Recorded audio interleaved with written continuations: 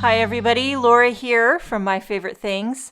Thank you so much for joining me today. I've got a fun and colorful happy birthday shaker card to share with you. I'm going to be using the Happy Birthday stamp set. She's a small little stamp set, but I think there's a lot of fun things you can do with it. I like the outline happies. There's 3 of them and it's all one stamp, but I want to emboss each happy on a different strip of cardstock. So I measured it. I believe I measured 5/8 of an inch, and I cut all those strips of solid color cardstock to the same size, and I'm lining three at a time up on my MISTI, and I'm trying to get those 3 strips of cardstock butted up real tight together. That way I can emboss the happy on each strip, trying to center it. If I were to do this again, it'd be easier if you adhered the 3 strips onto some scrap cardstock.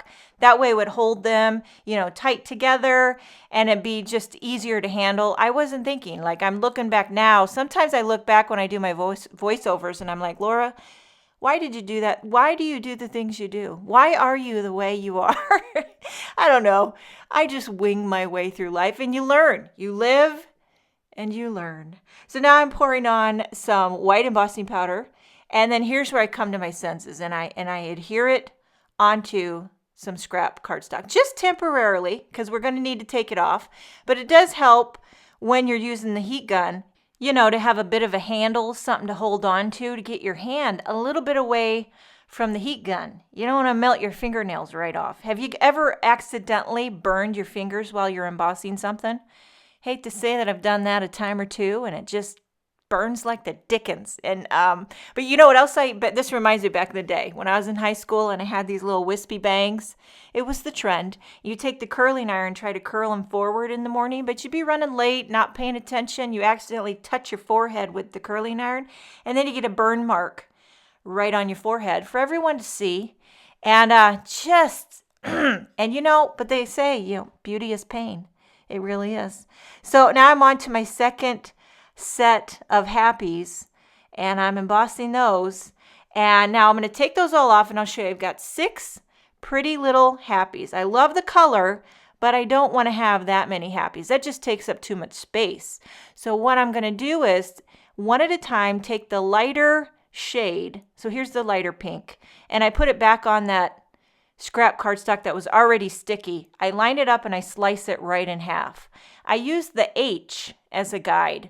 Once I can see the halfway point of the H is where I sliced it. I'm not measuring, I'm eyeballing, and then I adhere the lighter shade onto the darker pink with some liquid glue, or you could use tape runner. And now you have a 2-toned happy.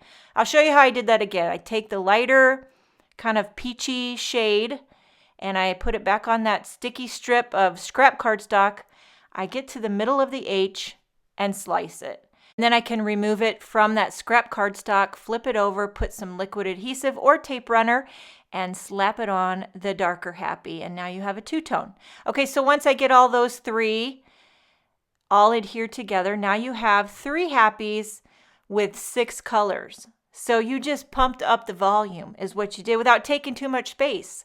So the next thing I'm doing is die cutting a rectangle into a white panel to make a nice thick white border that will become my shaker window. I have a white card base here that I'm adhering a cream panel onto it so that I can have a cream background. I love a cream background with a nice white border.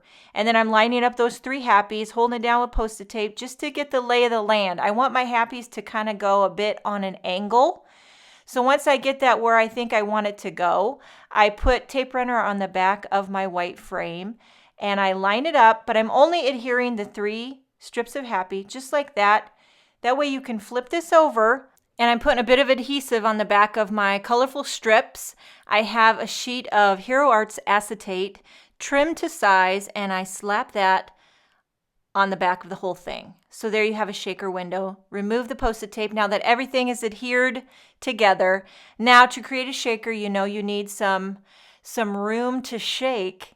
So I'm putting foam tape. Now if you really want a shaky shaker, double up the foam tape because it gives you more room for the shakeage.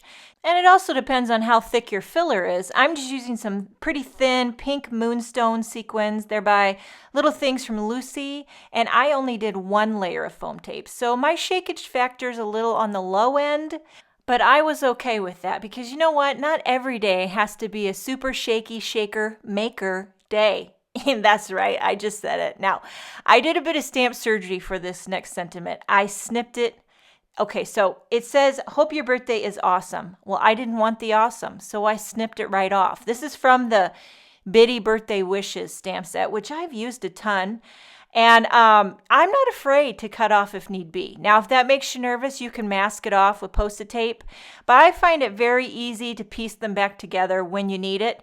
And you know what they say, YOLO, right? You can get more bang for your buck this way. So I embossed that in white onto black, trimmed it down, and it says, hope your birthday is happy, happy, happy. And, see the shakeage factor? It's low, but I mean, the shimmer factor is high, right? So it's a give and take. And this card is finished. I hope you enjoyed this video. Thank you so much for joining me. Have a wonderful day, and I will see you next time.